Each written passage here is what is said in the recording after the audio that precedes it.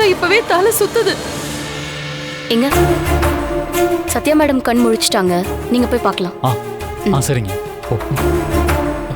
என்னடா இது? மேடம் ஒன்னும் ஆகாதுமா. சத்யா மேடம் கண் முழிச்சிட்டாங்க, ஐயோ நீங்க போய் பார்க்கலாம்.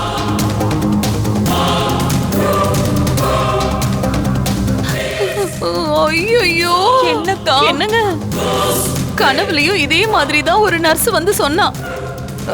எனக்கு பயமா இருக்குங்க, ஏதாவது பண்ணுங்க. ஏய் சுமார், ஒரு பக்கம் தடயம் கிடைச்சிருச்சுன்னு நந்தினி போயிருக்கா, இன்னொரு பக்கம் சத்யா கண் முழிச்சிட்டா.